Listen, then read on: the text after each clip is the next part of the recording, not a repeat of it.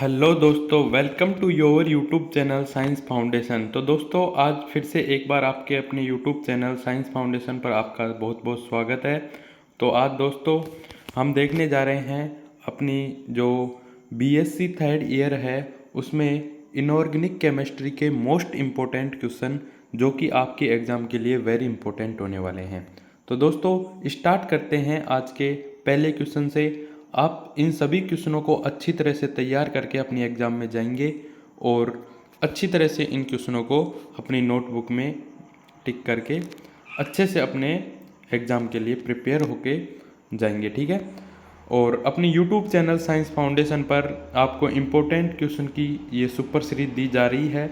तो इनमें आप अच्छे से इन क्वेश्चनों में भाग लीजिए और इन सभी क्वेश्चनों को इम्पोर्टेंट समझकर अच्छे से जितने भी इम्पोर्टेंट क्वेश्चन हैं इन सभी को आपको तैयार कर लेने हैं, ठीक है। मैं गारंटी के साथ कहता हूँ, आप इन क्वेश्चनों को कर लेते हो तो आपको बाहर से कुछ भी नहीं पढ़ना है, ठीक है। तो स्टार्ट करते हैं आज का पहला क्वेश्चन जो कि वेरी इंपॉर्टेंट क्वेश्चन है। जो पहला क्वेश्चन है क्रिस्टल क्षेत्र सिद्धांत। क्रिस्टल क्षेत्र सिद्धांत वेरी इंपॉर्टेंट है, ठीक है। इसको आपको पूरे को ही अच्छे से तैयार कर लेना है, ठीक है। क्रिस्टल क्षेत्र सिद्धांत को समझाइए, ये वेरी इंपॉर्टेंट है, तो आपको अच्छे से इसको तैयार कर लेना है, ठीक है। इसके बाद में अपना दूसरा क्वेश्चन है कि अष्टफलकीय एवं चतुष्फलकीय संकुलों में डी कक्षकों का विपाटन समझिए। वेरी इंपॉर्टेंट क्वेश्चन है। ये जितने भी क्वेश्चन हैं बहुत ही इंपॉर्टेंट होने वाले हैं आपके एग्जाम के लिए। तो अष्टफलकीय सबसे पहले आपको इसके बारे में बताना है और इसके बाद में चतुष्फलकीय दोनों संकुलों की डी कक्षकों में विपाटनों की जो प्रक्रिया है उसको समझाना है, ठीक है। आपको इसके अंदर आपको जो इनकी संरचना है उनको भी आपको ध्यान में रखना है, ठीक है। इसके बाद में अपना नेक्स्ट क्वेश्चन है तीसरा क्वेश्चन वर्ग समतलीय संकुल। या आपने जो अपनी 12th क्लास में और 11th क्लास में बहुत पढ़े होंगे, ठीक है। ये वहाँ पे थोड़ा छोटा लेवल से दिया गया था और अपने जो यहाँ पे बीएससी वालों के लिए है उसमें थोड़ा सा ऊपर का लेवल है, उससे थोड़ा सा हट के है, ठीक है। वैसे हमने जो 12th में और 11th में पढ़ा था वही सब चीज़ें यहाँ पे रिवाइज हो रही है, ठीक है। तीसरा क्वेश्चन है अपना कि वर्ग समतलीय संकुल में क्रिस्टल क्षेत्र विपाटन, ठीक है। इसको आपको इसमें समझाना है। वर्ग समतलीय संकुल में आपको क्रिस्टलीय क्षेत्र विपाटन को समझाना है, ठीक है। वेरी इंपॉर्टेंट क्वेश्चन है। इसके बाद में अपना मोस्ट इम्पोर्टेंट क्वेश्चन चौथा क्वेश्चन है कि धातु संकुलों में ऊष्मा गतिकी, ठीक है। धातु संकुल होते हैं उनमें ऊष्मा गतिकी स्थायित्व पर एक संक्षिप्त टिप्पणी लिखनी है, ठीक है। वेरी इंपॉर्टेंट क्वेश्चन है। इन सभी क्वेश्चनों को आप अच्छे से तैयार कर लेंगे, ठीक है। जो धातु संकुल होते हैं उसमें ऊष्मा गतिकी स्थायित्व होता है उसके बारे में आपको संक्षिप्त टिप्पणी लिखनी है, ठीक है। इसके बाद में अपना पांचवा क्वेश्चन है, वेरी इंपॉर्टेंट क्वेश्चन है कि ट्रांस प्रभाव, ठीक है। ट्रांस प्रभाव को आपको अच्छे से समझाना है। ट्रांस प्रभाव है उसको ट्रांस प्रभाव को पहले आपको क्या है ये बताना है, ठीक है। ट्रांस प्रभाव क्या है, उसके बाद में ट्रांस प्रभाव श्रृंखला लिखिए, ये वेरी इंपॉर्टेंट है, ठीक है। आपको जो भी कोई भी क्वेश्चन हो उसमें डायग्राम बनाकर अच्छे से समझाना है, ठीक है। तो इन सभी क्वेश्चनों को आप अच्छे से देखेंगे। इसके बाद में अपना नेक्स्ट क्वेश्चन है छठा क्वेश्चन आर्गल आर्गल आरेख को आपको क्या है पहले ये बताना है, ठीक है। आर्गल आरेख क्या है, इन आरेखों से क्या जानकारी मिलती है। तो जो भी ये आर्गल आरेख हैं इनसे आपको क्या जानकारी मिलती है इसके बारे में अब आपको संक्षिप्त में समझाना है, ठीक है। तो इसको अच्छी तरह से आप तैयार करेंगे और अपनी एग्ज़ाम के लिए जाएंगे, ठीक है। सातवां क्वेश्चन है स्पेक्ट्रो रासायनिक श्रेणी पर एक संक्षिप्त टिप्पणी लिखनी है आपको। वेरी इंपॉर्टेंट क्वेश्चन है, ठीक है। इसके बाद में अपना नेक्स्ट क्वेश्चन है आठवां क्वेश्चन चुंबकीय सुग्राहिता। वेरी इंपॉर्टेंट है दोस्तों, जो आपकी 12th क्लास में भी ये टॉपिक था, चुंबकीय सुग्राहिता। वेरी इंपॉर्टेंट है, ठीक है। आपको इसको समझाना है। पहले तो ये क्या है, यह तापक्रम के साथ कैसे बदलती है। तो जितने भी ये क्वेश्चन हैं वेरी इंपॉर्टेंट क्वेश्चन है, आपको अच्छे से अपनी नोटबुक में लगाना है और इनके आंसर आपको लिखकर अच्छे से याद करना है, ठीक है।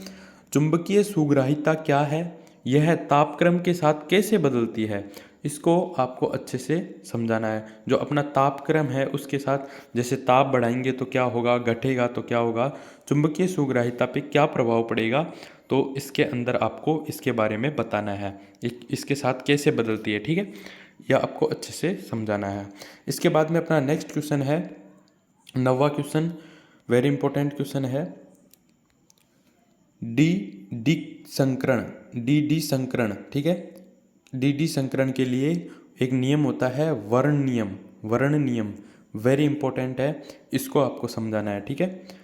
इसके बाद में अपना नेक्स्ट क्वेश्चन है अनुचुंबकीय एवं, वेरी इंपॉर्टेंट क्वेश्चन है, 12th क्लास में आपने पढ़ा होगा अच्छे से, तो यहाँ पे भी आप देख लेना।